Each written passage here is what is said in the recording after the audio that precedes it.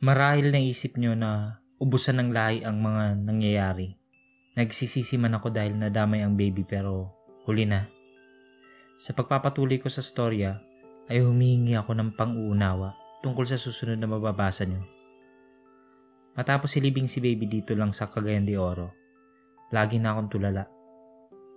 Tumutulong na lang yung luha ko kapag naisip kong masasayang araw nung kasama ko pa ito. Naalala ko yung araw na ipinanganak siya nung araw na una kong makita at makarga. Habang hinahalikan ko ang pisngi niya. Nagpupuyat sa gabi sa pagbabantay. Kapag umiiyak, chinecheck ang diaper, tinitibla ng gatas. Sobrang nakakalungkot na hanggang sa alaala na lang lahat yun. Halos gabi-gabi ako umiiyak. Nakakatulog ako na may lungkot at kahit sa pagising ko nakikita ko yung duyan niya sa kwarto. Nasasaktan ako kapag minamasdan ko ito lalo na yung picture niya na nakasabit sa dingding ng kwarto at nakangiti. Dumating ang ika-40 days ni baby. At gabi yun, habang natutulog ako, napanaginipan ko si baby. Iyak siya ng iyak. Nakatalikod ito. Nilapitan ko at nung umarap ito, nagulat ako sa nakita ko.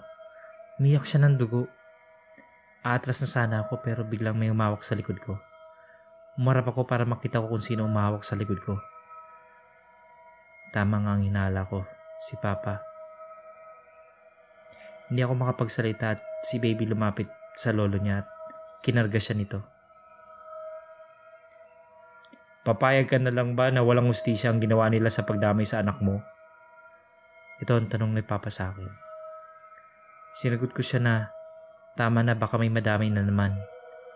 Galit si Papa at sinigawan niya ako. Pinaplano nila na ubusin ang lahat.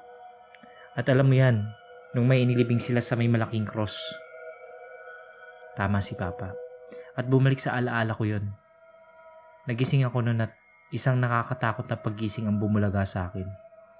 Isang nakaitim na tela na may kamay ang bigla akong sinakal. Hindi ako makagalaw. Lumuluwan na yung mata ko at nahihirapan na ako huminga.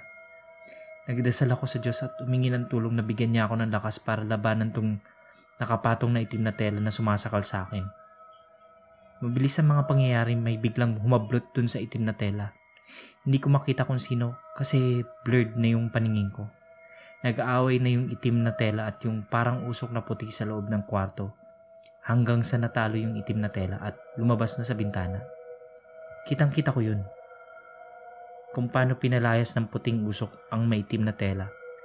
Nakakatakot sino o ano kaya yun? Yun ang tanong na nasa isip ko. Yung live-in partner ko tulog na tulog, wala siyang alam sa mga nangyayari. Lalabas sana ako para uminom ng tubig pero biglang may umawak sa kamay ko. Paglingon ko yung live-in partner ko. Tulog pero ang pagkakapit niya sa akin ay ang higpit. Ginising ko siya at nagising naman siya. Kwinento niya yung panaginip niya.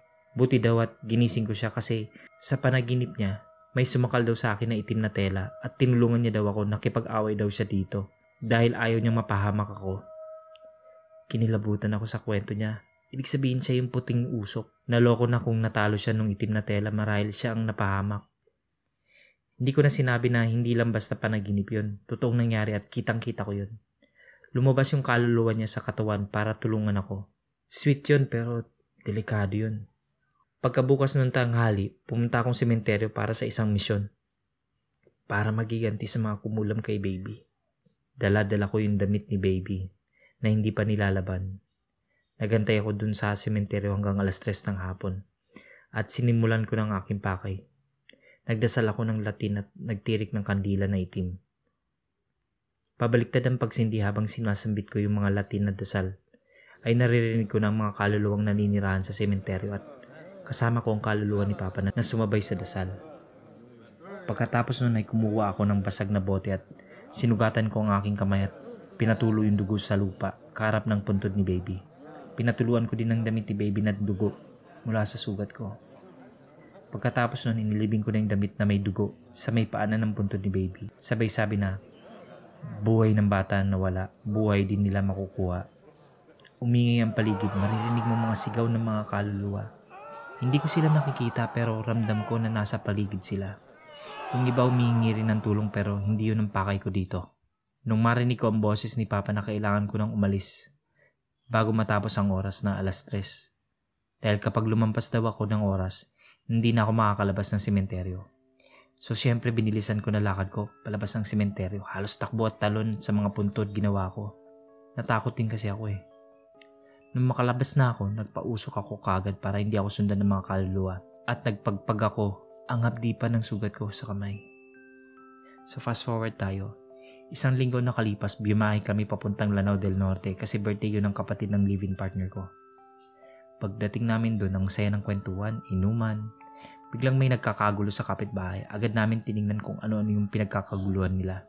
Isang bata, 1-year-old ang isusugod daw nila sa ospital dahil bigla lang daw ito nangisay at maputlang-maputla na. Alam niyo ba kung anong pamilya yon? Siyempre, yung pamilya na mahilig mangkulam. Apo nila yung isinusugod sa ospital. Patuloy kami sa kasiyahan at inuman namin. Sabi ko pa nga, problema na nila yan. Ganyan talaga ang buhay. Pagkabukas noon, napansin namin na may mga upuan at mesa na sa labas nila. At yun, dumating ang kabaong at oo, tama nga. Ito na yung resulta ng pinagagawa nila. Mali sila sa kinalaban. Mali ang gumanti. Pero kapag buhay nang nawala, kahit yan pa ay mali, gagawin mo pa rin tama para sa iyong mahal.